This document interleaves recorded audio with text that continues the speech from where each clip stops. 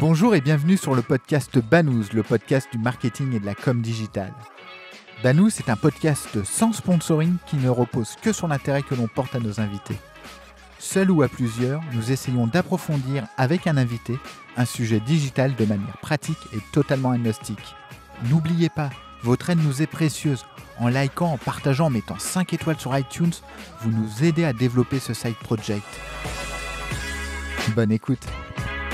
Bonjour à tous, merci d'écouter Banous, le podcast du marketing, la com digitale. Pour terminer cette série de 3 podcasts sur l'étude commandée par l'Alliance digitale et réalisée par EY qui se nomme le marketing digital, une filière au cœur de l'économie française, j'ai la chance de recevoir Jean-Baptiste de Publicis et Pierre de l'Alliance digitale, finalement pour déterminer quelles sont les priorités des acteurs du marketing digital actuellement. Merci Stanley de m'accompagner sur ce podcast. Messieurs, petit tour de table. Jean-Baptiste, merci une nouvelle fois pour ta participation. Est-ce que tu peux te présenter, s'il te plaît ? Alors moi, ça fait 20 ans à peu près que je suis chez Publicis Media, toujours en agence, toujours sur le digital. J'ai eu un parcours en commençant chez Zenith, Starcom, puis j'ai lancé le trading desk de Publicis en France en 2011.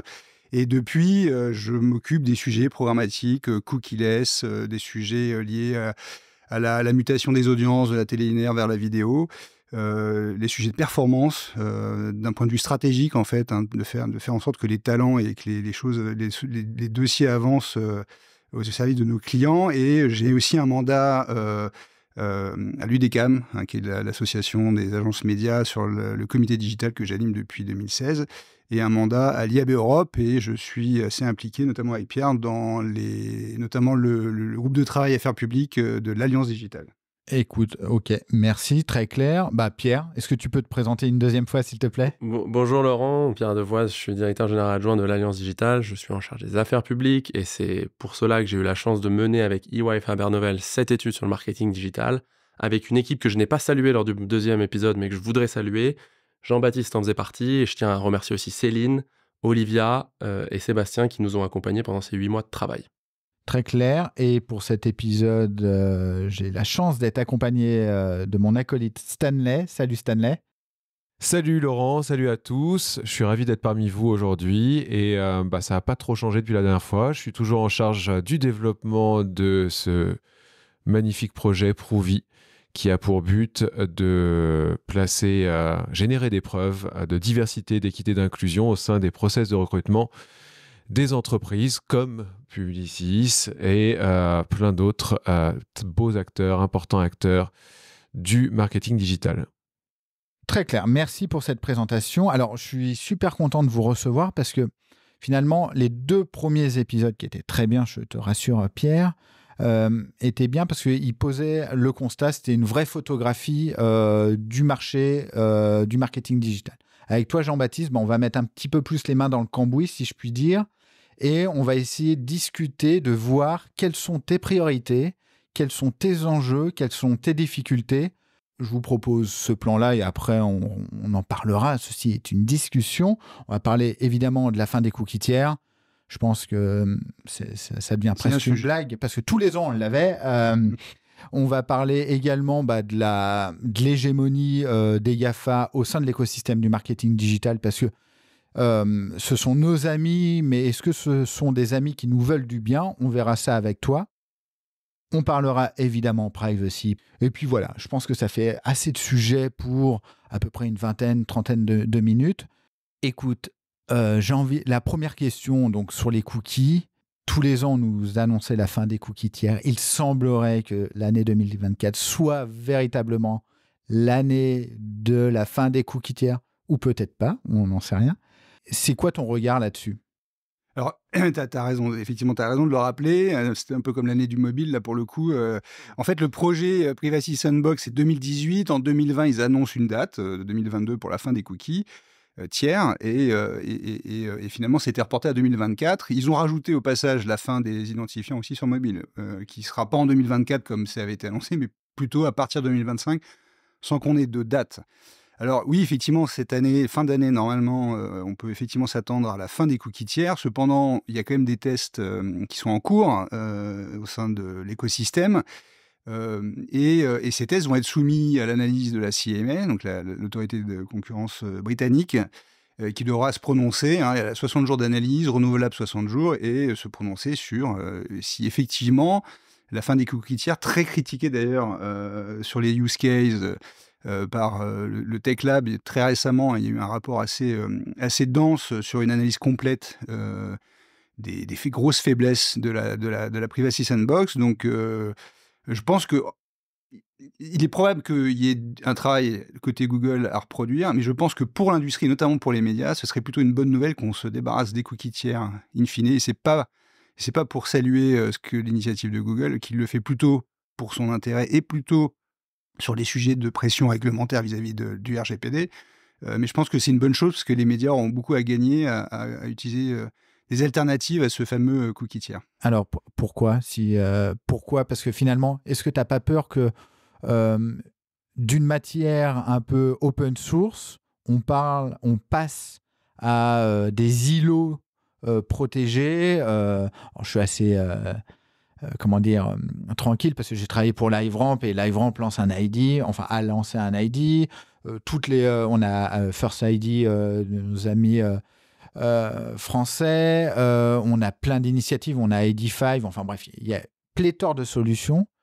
Pour toi, c'est plutôt au bénéfice des médias, ça? Oui, en fait, le cookie tiers, c'est un standard, effectivement, mais quand tu regardes l'usage des Français, mais quel que soit le pays, du consommateur, de l'auditeur, aujourd'hui, le format narratif plébiscité, c'est l'audio et la vidéo, principalement. D'ailleurs, c'est un peu le contrat de lecture qu'imposent les plateformes. On voit TikTok, Snapchat, YouTube, Instagram et Facebook Watch. Donc, en fait, on consomme de plus en plus de vidéos, de l'audio et de moins en moins de texte. Et du coup, le device télévision dans lequel il n'y a pas de cookies prend une part prédominante. Le mobile, il y a du cookie, certes, mais il y a aussi beaucoup d'identifiants, parce qu'il y a tout l'environnement in-app.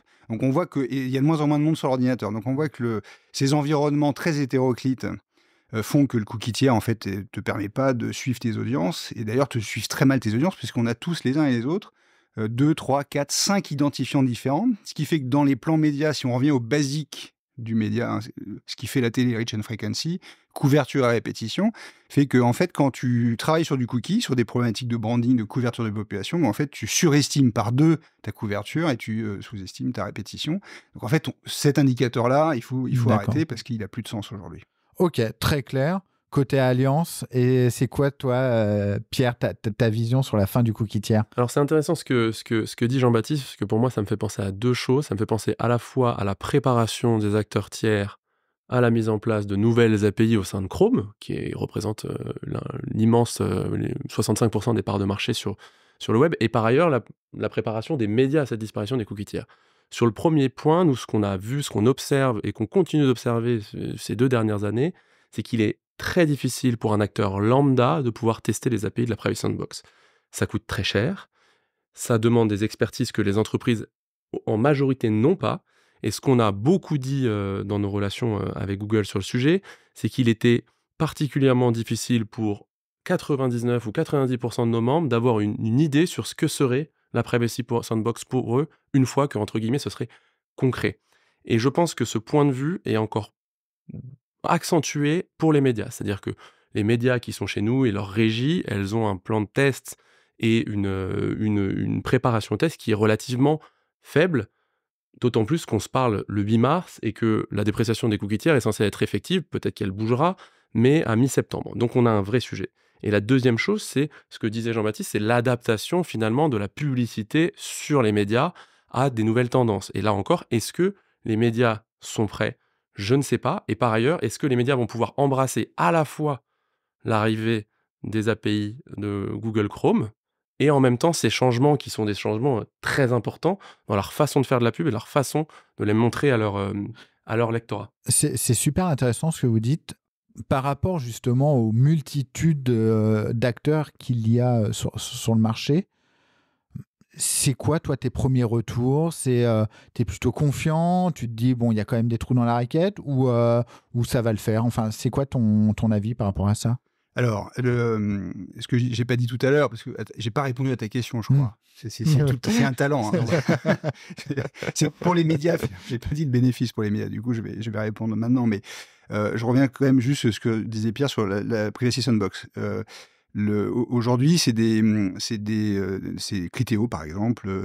Webo ou Teads ont fait des tests des API, mais côté annonceur, côté buy-side, il a fallu attendre janvier pour qu'on puisse commencer à avoir des DSP self-serve qui nous permettent de tester la Privacy Sandbox. Et donc, une fois qu'on a ça, il y a un protocole extrêmement précis qui est très long et très time-consuming. Donc là, on est en cours 2, mais on est en cours 2 l'année de la fin des cookies. Donc c'est quand même... Et le plus frappant, c'est que DV360 n'est pas encore intégré aux API. C'est très inquiétant. Mais en même temps, à la limite, presque tant mieux, on a des indépendants, Adform, Adlook, qui permettent aujourd'hui de tester self-serve. Donc ça, on fait. Donc le cookie tiers, c'était un standard. Le cookie first perdure. Il a des limites. Hein. D'ailleurs, l'intérêt de passer sur des identifiants versus des cookies, c'est que les cookies, on est très dépendant de la stratégie des navigateurs. On a vu un Safari, Firefox ont coupé. On a lu cette semaine que Edge allait aussi faire un ITP équivalent, c'est-à-dire l'approche d'Apple sur le cookie tiers. Et puis Sandbox, donc Chrome, qui a 60% en France, 65% dans le monde de part de marché, va faire... Voilà. Pour les éditeurs, du coup, il y a effectivement une multitude de tests. Il y a des solutions probabilistes qui sont très proches du cookie tiers, on n'est pas fan. Des approches déterministes plus probabilistes, donc une base de déterministes extrapolée sur du probabiliste, c'est mieux, mais il y a encore du probabiliste. Et puis il y a des solutions déterministes qui vont plutôt notre faveur. D'ailleurs, il y a eu un gros développement, notamment via les données loguées des broadcasters télé, des plateformes, mais aussi du retail. Hein, là, ces dernières années, le retail se développe très très fortement et pouvoir cibler des shoppers sur des bases email, notamment avec L'iRamp, entre autres, qui d'ailleurs j'ai lu ce matin qu'il y a une plainte sur les problématiques de RGPD. Oui, L'iRamp. Ouais. Donc voilà, on n'a pas fini d'être effectivement pris en sandwich entre le régulateur et les plateformes. Voilà. Mais globalement, pour les éditeurs, il y a des solutions. Donc tu as cité First ID, par exemple. Base First Party Cookie qui est rendu comme un Third Party Cookie. Ils ne sont pas encore sur le LINAP, donc c'est une solution partielle. Il y a une initiative qui s'appelle UTIC aussi, qui est hyper intéressante parce qu'elle est européenne. C'est des telcos, donc on va dire que derrière c'est robuste, qui a la couverture, parce qu'en fait on est tous abonnés chez l'un ou chez l'autre, puisqu'il faut savoir que chez les Français c'est Orange qui fait partie de la JV, mais tu as en contrat commercial le Bouygues, SFR, et tu as Free qui va les rejoindre dans quelques semaines. Donc on aura les 4 opérateurs qui couvrent tout le marché, qui vont rejoindre l'initiative. Et c'est une initiative qui est dans les Big Five européens. Donc ça permet aussi aux annonceurs qui ont des problématiques pan-européennes de pouvoir utiliser ce même standard sur tous ces pays. Donc là, on a quelque chose d'intéressant puisqu'on a le reach. Donc, alors que effectivement, L'iRamp l'a pas, l'ID5 l'a pas, First ID l'a pas. Donc ils ont des doubles problématiques. C'est à la fois taux d'adoption par les éditeurs et les annonceurs, et puis un reach, c'est-à-dire essayer d'agréger des bases déterministes suffisamment importantes pour pouvoir couvrir 90%. Quand tu es une marque, que tu dois cibler femmes 25-49 ans, centre d'intérêt, beauté, hommes 15-34, centre d'intérêt, game, etc., tout de suite tu réduis. Donc si tu as des petits bassins d'audience, tu délivres assez peu. Donc là, eux, ils ont le reach UTIC. Il suffit que le marché l'adopte, c'est-à-dire que les éditeurs et que les annonceurs installent les scripts UTIC sur leur page pour pouvoir faire ce tracking cross-device, cross-environnement, cross-publisher, etc. Donc là, on a des solutions, mais globalement, les éditeurs sont très à la pointe. Hein. C'est les premiers à avoir intégré à peu près tous les scripts possibles et imaginables pour compenser. Donc, ils sont très volontaires. C'est plutôt... côté de demand, côté techno, il y a une inertie folle. Il faut dire que Google nous a un peu habitués. Hein. C'est-à-dire qu'à force de reporter, les ad tech se sont un peu mis en retrait en attendant d'avoir le Final Cut pour démarrer et pour avancer. Ok, c'est super intéressant parce que je décèle chez toi finalement sur la première partie de ce podcast qui est plutôt technique. Pas de crainte sur l'évolution technologique du marketing digital. Non, il va y avoir de l'innovation. Je n'ai pas parlé de Publicis, mais puisque je suis là, je vais faire quand même un petit point. Nous, on a le Core ID, hein, on a Epsilon aux États-Unis, on a 280 millions d'identifiants déterministes aux US. Alors, il y a moins de pression réglementaire, hein, donc c'est plus simple. En Europe, on déploie cet identifiant. qui est sur une base déterministe, hein, tout comme peut l'être un certain nombre d'autres que je viens de citer. Et là, on est en train de le construire en Europe. On passe des deals avec des éditeurs, avec des retailers. On a effectivement la JV aussi, Carrefour, Publicis. On a de la donnée shopper. Donc voilà, on construit aussi notre identifiant. Et peut-être que une techno qui s'appelle Trade Desk, qui a lancé, alors pour la partie européenne, EUID 2.0, en fait, c'est un framework. Il n'y a pas d'identifiant apporté par Trade Desk. C'est un framework dans lequel les différents opérateurs peuvent agréger et pousser leurs identifiants pour permettre aux annonceurs de reconstituer ce reach. Donc en fait, on n'a pas de standard, on a un framework global. Et l'idée, c'est que ça va rendre le travail un peu plus complexe, mais petit à petit, les choses vont s'installer, il y a de l'innovation qui va être créée, et finalement, c'est beaucoup plus excitant que ce cookie tiers qui commençait à vraiment dépérir. Ok. La question quand même sur le fait que le cookie tiers dépérisse, pour reprendre les mots de Jean-Baptiste, c'est les conséquences à court terme. Est-ce qu'on est en capacité de les modéliser, de les envisager, aussi bien pour les éditeurs que pour les adtech? La réponse est non, on n'a pas d'études fiables. Mais en tant qu'alliance digitale, en tant que représentant de l'ensemble du marché, de l'ensemble de la chaîne de valeur, on peut être inquiet que certaines entreprises vont subir des pertes de chiffre d'affaires assez importantes. Ça, c'est la première chose. La deuxième chose, c'est un point dont on n'a pas parlé, mais pour moi qui sous-tend quand même ce débat sur le cookie tiers, c'est quels impacts ça va avoir sur la concentration du marché. On est dans un marché qui est déjà extrêmement concentré, avec des problématiques de concurrence évidemment, et quand on dit concurrence-concentration, ça implique nécessairement des problématiques de dépendance de certains acteurs à d'autres. La question, c'est est-ce que l'avènement de la Privacy Sandbox sur le navigateur Chrome va dans la bonne direction? Probablement pas, puisque ça veut dire qu'un acteur dominant comme Google sur l'ensemble des segments de la chaîne de valeur va pouvoir continuer à l'être et va pouvoir même renforcer son écosystème fermé. Et ce qu'on disait, parce qu'on parlait de Cookie First avec Jean-Baptiste, qui continue d'exister, il y a quand même une inégalité, entre guillemets, assez crasse entre les écosystèmes fermés qui disposent d'une quantité de données absolument indépassable, de données identifiantes, de données très granulaires, et qui peuvent les utiliser parce qu'elles n'ont pas besoin de partage, versus le reste du monde, quand même, les éditeurs, les adtech, qui ont besoin de ce partage-là pour assurer une monétisation sereine et efficace. Donc il y a quand même aussi ce sujet-là entre les écosystèmes fermés actuels et les autres. Mais en fait, le meilleur sponsor, c'est Jean-Baptiste, parce que c'est les clients de Jean-Baptiste aussi qui peuvent orienter leur achat média. Je dis n'importe quoi, je m'appelle L'Oréal, par exemple. Je dis, bah, écoutez, dans mon plan média, j'utilise également X% d'entreprises basées en Europe, ou etc., etc. Enfin, l'évangélisation, en fait, au bout d'un moment, elle doit venir de quelque part. Et celui qui a de la force, c'est celui qui achète, finalement. C'est quoi, toi, ton regard par rapport? Les annonceurs financent l'industrie de la publicité, c'est évident. Et toute la chaîne de valeur. Après, les annonceurs, on les accompagne pour le coup, parce que on est quand même dans des univers extrêmement complexes, et c'est le rôle de l'agence. Nous, on a une chance incroyable, c'est d'être vraiment au centre des sujets. C'est-à-dire que les adtech viennent à nous, toutes les startups, toutes les nouvelles technos viennent à nous, tous ceux qui ont de l'inventaire à vendre, et puis évidemment les marques pour les aider à naviguer dans cet environnement.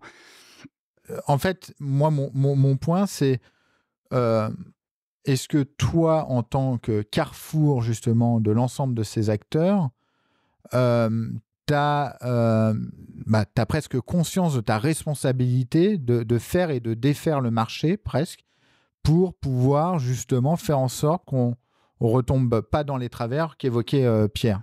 Ouais, alors effectivement, on a une responsabilité. Pour le coup, chez Publicis, on est vraiment très, très préoccupé par ce souci de faire cher. Hein. C'est-à-dire la juste répartition de la valeur entre ces plateformes américaines et chinoises, avec TikTok, et les médias, ceux qui produisent des contenus, ceux qui ont des rédactions. D'ailleurs, quand vous refusez à consentir sur un site, vous pouvez avoir parfois un petit message qui vous dit on a une rédaction, on a 200 journalistes, notre business model, c'est la publicité. Donc, il y a aussi une éducation à faire de la population sur la façon dont ça fonctionne. Le web, c'est pas gratuit. L'accès est payant. Hein, on paye un abonnement pour se connecter à Internet. Et si on n'accepte pas qu'il y ait une monétisation de sa donnée, il faut effectivement que l'éditeur puisse vivre de la publicité. Donc nous, on fait attention à ça. D'ailleurs, c'est intéressant parce qu'on parle de chiffres, notamment dans l'étude EY. Il y a aussi l'Offre de l'e-pub qui est fait avec le SRI, l'UDECAM et Oliver Wyman. Et puis l'étude commandée par l'ARCOM, la fait par PMP, où on voit que globalement, la part de marché des médias, y compris pas que du digital, mais des médias, plurimédias, va diminuer à l'horizon 2030. Et donc, c'est important de garantir que ces médias puissent continuer à vivre. Le sujet, c'est qu'il y a très peu de plateformes qui concentrent énormément de valeur. Et il y a beaucoup de médias qui se répartissent une part de gâteau de plus en plus petite. Donc, en fait, économiquement, en termes d'investissement, en termes de population touchée, puisque ces plateformes sont des plateformes globales, donc le chiffre d'affaires est concentré dans les poches d'un individu sur le monde entier, alors que le Figaro, le Monde, ils ont le marché français, francophone, on va dire. Et voilà, donc c'est beaucoup plus compliqué de se bagarrer. Puis après, il y a des préoccupations média planning. C'est que le succès de la télé, on le retrouve sur des carrefours d'audience tels que les plateformes. Donc ça fonctionne effectivement bien, puisqu'en une seule journée, vous pouvez toucher 50%. C'est-à-dire que la capacité de reach sur ces plateformes, c'est 50% en une journée de la population française. Ce qu'un média n'arrive pas à faire. Et c'est grâce à des données déterministes au programmatique qu'on peut reconstituer. En fait, on refait une plateforme sur une base média. Plutôt que toucher des feeds différents sur Facebook ou Instagram, on va toucher des individus à travers tous ces médias. Et là, on va pouvoir... C'est vraiment là une volonté. Mais voilà, il y a beaucoup de travail d'éducation vis-à-vis des annonceurs. Après, ils ont des politiques commerciales très fortes, des plateformes, où ils entourent les clients et ils passent beaucoup de temps chez eux. Donc voilà, il faut qu'on fasse ce contrepoids. Stanley? Ouais, moi j'ai une question en fait, c'est lié à l'éducation. L'éducation, je me pose la question, alors peut-être que tu veux en parler juste après, Pierre, sur finalement quels sont les intérêts des GAFAM à, on va dire, continuer de sponsoriser les éditeurs, d'une certaine manière. Même si sponsoriser, c'est pas le bon terme. On dira plutôt que dans quelle mesure est-ce qu'ils ont intérêt, parce que j'ai l'impression qu'aujourd'hui, les nouvelles générations, elles consomment donc 99% de leur temps sur les plateformes, on est bien d'accord là-dessus, et elles sont plus éduquées à challenger les plateformes. Donc, moi, question probablement un peu bête, mais je la pose quand même, parce que ça m'intéresse d'avoir votre avis. Dans quelle mesure les GAFAM ont intérêt à cohabiter avec les éditeurs? Alors, je ne sais pas si je peux répondre à cette question directement, parce qu'elle est piégeuse. Quand même, les plateformes vendent des outils technologiques aux médias, donc ça fait partie de leur activité. Donc ça, c'est une première chose. Moi, la question qui m'intéresse aujourd'hui, c'est pas l'intérêt du GAFAM à faire quelque chose. Ce qui m'intéresse aujourd'hui, c'est le sujet qu'a commencé à mentionner Jean-Baptiste, qui est l'étude de l'ARCOM et du ministère de la Culture sur le financement des médias dans la publicité, parce que je pense que tous les auditeurs ici connaissent l'Observatoire de l'e-pub et suivent l'Observatoire de l'e-pub depuis de nombreuses années. Ce que montre l'Observatoire de l'e-pub chaque semestre, c'est que la partie display presse est la partie qui soit augmente le moins, par rapport au reste du marché qui a une croissance plus significative, où là, au dernier semestre, était la seule dimension qui était en décroissance. Donc c'est ça qui m'intéresse. Et ce qu'apporte de plus l'étude PMP et de l'ARCOM et du ministère de la Culture, c'est de quantifier cette perte à horizon 2030. Et c'est une perte d'environ 800 millions d'euros. Alors c'est pas que la publicité en ligne, mais c'est la publicité au sens global. Et donc la question qu'on doit se poser, et qui revenait un peu à la question que tu posais à Jean-Baptiste sur le rôle, c'est comment on fait aussi pour permettre de limiter cette perte. Et il y a évidemment beaucoup de choses à faire du côté des médias, mais il y a aussi toute une série potentiellement de choses à mettre en place sur l'intermédiation technologique. Évidemment, est-ce que quand vous êtes média, vous pouvez vous passer des outils technologiques fournis par les grandes plateformes? Souvent, la réponse est non. Quand vous êtes agence, est-ce que vous pouvez vous passer des outils de Google? Souvent, la réponse est non, puisque vous avez besoin, pour acheter des inventaires YouTube, vous avez besoin de DV360. Donc la question, c'est comment on arrive, et Jean-Baptiste parlait de faire cher, justement, à une contribution un peu plus équilibrée de la chaîne de valeur qui, nécessairement, in fine, va bénéficier aux médias. Donc moi, la question, presque, j'aurais envie de la retourner. C'est-à-dire, comment limiter la dépendance des éditeurs aux grandes plateformes et leur permettre de mieux monétiser leurs inventaires et finalement, progressivement, limiter la casse et limiter la dépendance. Parce que la presse, encore une fois, là, on parle de publicité en ligne puisque c'est le sujet, mais elle est en lien avec les GAFAM sur presque l'ensemble de ses ressources de financement, que ce soit les abonnements avec le Pay with Google, que ce soit les droits voisins. Donc, il y a un vrai sujet aussi de dépendance, et je pense que ça, c'est quelque chose dont on doit se saisir, même en dehors de l'Alliance digitale, même en dehors de nos métiers respectifs en tant que citoyen. Mais oui, pardon, je rebondis et je te laisse poser ta prochaine question après ou rebondir. Oui, je suis d'accord. Je pense que le sujet, c'est plutôt effectivement comment on peut aider les médias à développer leur chiffre d'affaires et à recréer les bonnes conditions pour les marques, plutôt que d'attendre des GAFA, parce que ça, c'est pas la volonté, hein, globalement. Les deux plus gros en termes de part de marché, c'est Meta et Google. Là, ils visent plus les 19% qu'on voit dans l'obsodipub de display, dans lequel d'ailleurs, 19%, il y a YouTube et Google Ads. Hein. Donc, si on enlève ça, peut-être il ne reste plus que 15 aux médias. Il y a le phénomène de la longue tail, c'est-à-dire que le Google et Meta, 80% de leur revenu mondial, c'est de la longue tail. C'est-à-dire c'est des annonceurs, des marques, des entrepreneurs individuels, des commerçants qui n'investissent pas dans les médias, parce qu'ils n'ont pas accès. Ils ne vont pas acheter leur téléphone pour signer une page dans un quotidien ou un magazine. Et il n'y a pas de plateforme mis à disposition. La seule plateforme qui existe, c'est Google Ads. Donc effectivement, je pense que la stratégie de Google, elle est plutôt de tout focuser sur le search, YouTube, sur lequel, en revanche, là, elle n'a pas besoin de cookies tiers et elle va continuer à vendre de la donnée déterministe loguée. C'est-à-dire que sur YouTube, on pourra continuer à acheter des gens, sociodémos, de façon extrêmement précise. Et en revanche, le reste du marché, débrouillez-vous avec les indépendants et à trouver un identifiant. Et puis, Google Ads qui va permettre de continuer à effectivement, avec une commission relativement importante, ponctionner du revenu sur le dos des médias. De toute façon, les plateformes, on le voit, hein, Google, il y a des débats sans cesse sur les droits voisins et sur une juste rémunération. Je pense que le débat n'est pas terminé. On voit que Facebook, enfin Meta globalement, Facebook Actualité, a supprimé en septembre dernier la rubrique Actu parce qu'il n'a pas envie de payer clairement d'argent et rendre de l'argent aux médias sur l'Allemagne, le UK, France. Là, ça vient de se passer en Australie, dans d'autres pays. Donc, on voit plutôt un retrait.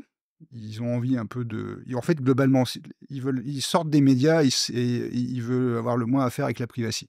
Donc, on est sur des fonctionnements par cohorte algorithmiques, des boîtes opaques qui fonctionnent. Hein, mais en médias, ça délivre. Mais il y a un moment donné, il faut faire un choix et on peut continuer à travailler avec eux tout en pouvant développer aussi son travail avec ces marques médias qui ont beaucoup apporté aux marques annonceurs. Très clair. Alors, tu as fait en plus une petite passe vers le sujet de la privacy. On va enchaîner parce que ça fait déjà 30 minutes que nous enregistrons. Je pense qu'on pourrait en parler pendant 1h30, 2 heures. Au minimum. La privacy, on évoquait ce sujet dans les 2 précédents épisodes parce que finalement la privacy, c'est le consentement. Toutes ces notions-là reviennent sans cesse lorsqu'on parle de digital parce que c'est un marché qui est en train de se structurer et que nos normes se créent année après année et c'est tout à fait normal. Pour le coup... moi, ça serait un débat que j'aimerais avoir avec quelqu'un, et je vais peut-être l'avoir, mais avec la CNIL, c'est est-ce que ces normes empêchent l'innovation ? Spoiler alert, je pense pas, moi. Je pense que quelqu'un d'intelligent arrivera toujours à faire des choses correctes en prenant en compte le consommateur final dans son produit, pour son produit. Bref, la privacy, les différents changements... GDPR, DSA, DMA, etc. Alors, peut-être d'abord Pierre et après Jean-Baptiste, comme ça on enchaîne. C'est quoi pour toi, c'est quoi ta position par rapport à tout ça ? Alors, juste si tu me permets, je reviens sur ce que tu disais par rapport à l'innovation. Ça, c'est un point très important et on en discute souvent sur est-ce que le RGPD et les obligations qu'il impose à nos membres et aux entreprises du marketing digital freinent l'innovation. Alors toi, tu dis que non. Il faut se remettre dans un contexte que la concurrence qui se fait aujourd'hui, elle se fait au niveau mondial. Et que les entreprises qui nous arrivent et qui sont les principales concurrentes, entre guillemets, des entreprises européennes, françaises qui doivent respecter le GDPR, elles n'ont pas à le faire. Donc, elles arrivent, elles développent des produits plus rapidement, qui peuvent inonder ensuite le marché et se préoccuper du respect de la réglementation ensuite. que je dis, c'est pas que le RGPD est une mauvaise réglementation. D'ailleurs, on le voit, il est copié un peu partout dans le monde. Il y a une vraie prise de conscience de la donnée. Ça donne le pouvoir à l'utilisateur de prendre ce contrôle de la donnée. Ce qu'on dit, c'est qu'il y a un déséquilibre qui se fait entre les différentes régions du monde et qui nécessairement a des impacts sur l'innovation et la concurrence des entreprises. Par ailleurs, il y a des choses dans le texte aussi qu'on peut remettre en cause. Et c'est pas forcément d'ailleurs le texte en tant que tel, c'est l'interprétation qui en est faite par les autorités de protection des données. Je vous rappelle que le RGPD devait être à l'origine complété par la modification de la directive e-privacy, qu'on appelait le projet de règlement e-privacy, qui devait justement essayer de combler les trous et pour justement limiter cette interprétation des autorités de protection des données, qui est d'ailleurs parfois différente selon les États membres de l'Union européenne. Donc là-dessus, on a un premier sujet. Et par exemple, nous, ce qu'on a toujours dit, c'est qu'il y avait un niveau d'obligation équivalent entre une donnée identifiante granulaire de Laurent, tu es né le temps, tu habites tant, tu regardes ces films-là, le niveau de protection demandé est égal à un cookie pseudonyme. Et donc là, la question c'est qui ça avantage dans ce cas-là? Ceux qui ont les données pseudonymes ou ceux qui ont les données identifiaires granulaires? Nous, c'est quelque chose qu'on porte. Il y a une évaluation du RGPD qui va être mise en place, enfin qui va être déployée par la Commission européenne en mai 2024. Ça fait partie des sujets, et ça fait partie des sujets pour alimenter justement ce débat, parce que beaucoup de chercheurs, et notamment sur le plan économique, ont démontré que le RGPD avait eu des impacts sur l'innovation et avait fragilisé les petites boîtes et les boîtes moyennes au détriment des plus grosses qui, par ailleurs, au-delà de tout ça, ont plus de moyens pour se mettre en conformité et respecter ou en tout cas le respecter de façon la plus avantageuse possible le texte. Donc j'ai pas répondu tout à fait à ta question, mais ça me semblait être important de revenir là-dessus. C'est extrêmement intéressant. Pour toi, Jean-Baptiste, c'est quoi? Je vais sortir une tarte à la crème. C'est quoi? C'est menace, réalité? Enfin, c'est quoi ton positionnement par rapport à la privacy dans ton métier? Alors, je partage complètement les éléments que Pierre vient d'exposer. Il y a effectivement un déséquilibre fort, et à se demander si d'ailleurs le RGPD n'a pas été rédigé et que le crayon n'a pas été tenu par les GAFA, parce qu'effectivement, quand vous surfez sur un site média, globalement, l'information qu'il a sur vous, elle est pseudonymisée, alors que sur les GAFA, on est tout, jusqu'à son numéro de carte de crédit, hein. D'ailleurs, quand les Anglais sont sortis de l'Europe, au moment du Brexit, il était question, il y a eu des discussions en Angleterre sur peut-être alléger les contraintes imposées aux médias versus les plateformes. Et puis finalement, là, on a vu il y a quelques semaines que c'est presque c'est bienvenu. Et ils ont plutôt une approche CNIL qui va s'appliquer sur le marché anglais. Donc, il faut. C'est très compliqué, surtout qu'on est en train d'évoluer même sur un durcissement globalement, et les discussions, là, alors, tu seras plus précis sur moi sur l'état, mais je crois qu'on est même... Toute forme de publicité nécessitera le consentement, pas seulement s'il y a de la donnée personnelle. Donc le contextuel, typiquement, qui n'a pas besoin de données personnelles, sera touché par ça. Donc quand on dit on est en sandwich entre les GAFA et les régulateurs, c'est vrai, et donc il faut naviguer le mieux possible dans ces environnements-là, en respectant la privacy. Donc l'enjeu, ça va être le taux de consentement. C'est-à-dire qu'on observe quand même des baisses légères d'année en année. On a des associations consommateurs qui sont très virulentes à faire respecter le RGPD, mais en fait, le problème, c'est qu'ils surinterprètent assez souvent la façon dont les choses sont faites, et c'est vraiment un frein au développement, à l'innovation, pour des risques zéro pour le consommateur, in fine. Hein. Franchement, les scandales de data breach, c'est pas chez les médias qu'on les a eus, c'est dans les grosses plateformes. Les hackers, ils s'amusent pas à aller hacker la base de données de LiveRamp, et si tant est qu'ils savent que LiveRamp existe. C'est plutôt les grosses plateformes. Voilà. Et puis après, il y a des effets de bord sur des instituts, des hôpitaux. Enfin, on a vu qu'il y a des hacks un peu partout. Mais bon, donc il y a un vrai problème. Et honnêtement, il faut se réveiller un peu. Enfin, je sais pas comment régler le problème, mais il y a quand même un vrai souci de ces activistes qui, et on les voit tous les jours, hein, ils sont aussi connus que Mark Zuckerberg. On a vraiment une pression qui est qui est disproportionné par rapport au sujet dont on est en train de parler. Alors, j'allais rebondir, Jean-Baptiste, sur le caractère disproportionné. C'est ça qui m'intéresse et parce qu'on mentionnait dans le podcast à un moment l'éducation. Il y a vraiment quelque chose de disproportionné entre les dommages qui peuvent avoir lieu sur la vie privée, de tout un chacun via les données qui sont collectées sur la publicité de façon globale et notamment les données pseudonymisées et les réglementations et finalement la surveillance permanente du régulateur sur le sujet de la publicité. Comment on l'explique? Je pense qu'on l'explique, entre guillemets, par un délit de sale gueule. Le délit de sale gueule de la publicité, qui n'est grosso modo pas bien vu et encore moins quand on parle de publicité en ligne.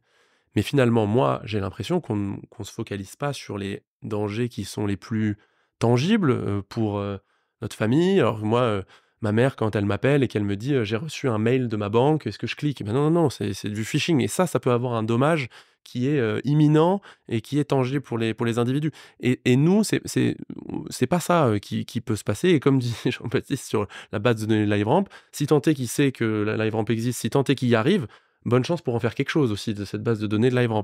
Donc en fait, il y a quand même ce sujet-là, sans mentionner même les activistes, il y a quand même un côté assez disproportionné. En revanche, ça a permis d'avoir une meilleure prise de conscience des citoyens sur l'utilisation de leurs données, avoir nécessairement une forme de remise en question de certains acteurs sur comment ont été utilisées leurs données. Simplement, désormais, il ne faut pas qu'on aille vers une réglementation de protection des données qui va interdire un business model. Le business model de la publicité personnalisée sur Internet. Et c'est ce vers quoi, potentiellement, on peut s'acheminer, non pas par la volonté du législateur d'introduire de nouveaux textes, mais par l'interprétation des autorités de protection des données de textes comme le RGPD ou comme la directive de privacy qui date du début du siècle. Très clair. Merci Pierre, merci Jean-Baptiste. Stanley, tu as le droit à la dernière question, si tu le souhaites, si tu veux. Non, moi, la question, je pense que le mot-clé que je garde en tête, c'est l'éducation. C'est-à-dire qu'effectivement, d'arriver à faire comprendre aux utilisateurs, aux internautes, que il faut d'une manière ou d'une autre à un moment donné, fabriquer ce qu'ils ont sous les yeux et que ça implique des investissements, des hommes, des neurones, enfin tout ça. Et donc, je pense que voilà, ça part. Ouais, moi, justement, par rapport à ce que tu dis, est-ce que l'avènement des cookie walls où on demande ne serait-ce qu'une petite rémunération si on veut accéder sans pub à Marmiton ou à Allociné, ça fait pas un peu évoluer les mentalités dans le sens où l'internaute qui arrive, il se dit ah ouais, mais en fait, pour lire cet article, en fait, je dois payer 2 €. Non, c'est... Probablement un petit peu. Ça participe à ça, si tant est que la personne lit vraiment ce qui... Mais ça participe un petit peu. Le sujet, c'est en peu de temps, là, on nous demande de pallier le péché originel d'Internet qui était la gratuité. Et donc de faire comprendre que y a des choses qui sont payantes.